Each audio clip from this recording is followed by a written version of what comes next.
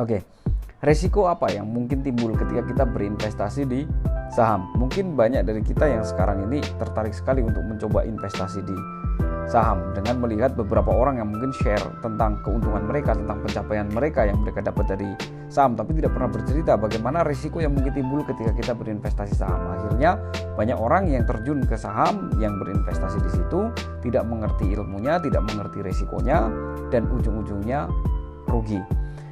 Ada juga yang mereka masuk ke saham dengan uang hutangan.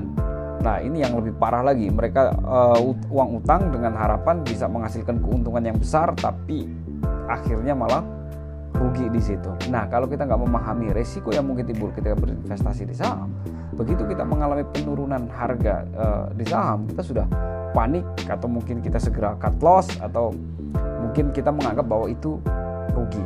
Contohnya ini, resiko yang mungkin timbul ketika kita berinvestasi di saham adalah nilai saham yang kemungkinan bisa turun.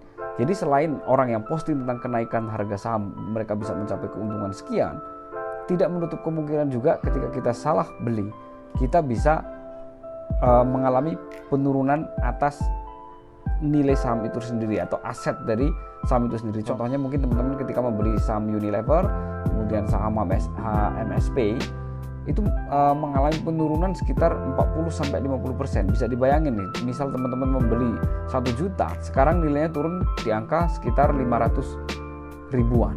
Itu yang perlu dipahami, bahwa ketika kita berinvestasi di saham, kita harus ada kesiapan melihat nilai saham kita itu bisa mengalami penurunan. Risiko yang selanjutnya adalah ketika kita membeli saham sebuah perusahaan, risiko terburuknya ketika perusahaan itu tutup atau perusahaan itu bangkrut. Terus kita nasibnya gimana? Sebagai pemilik saham, kita ikut mengalami bangkrut atau ikut mengalami kerugian.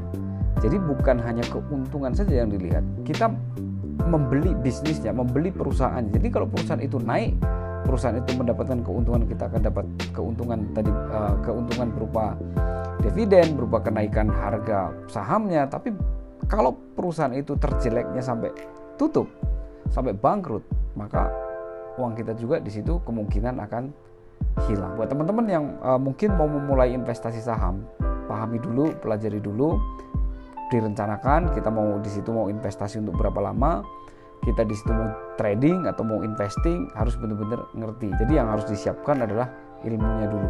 Saya sendiri tidak expert di bidang itu, cuman ada teman-teman yang nanya ke saya sebenarnya resiko yang mungkin timbul seperti apa, maka saya jawab lewat video singkat ini sesuai yang saya tahu.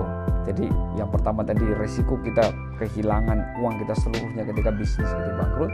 Yang kedua adalah ketika kita terkena fluktuatif harga yang naik turun. Jadi sebelum berinvestasi, pastikan dulu kita sudah menyiapkan mulai dari ilmunya, perencanaannya, sampai dengan keuangannya. Oke, mudah-mudahan video ini bisa memberikan manfaat. Jangan lupa klik like, comment, and subscribe.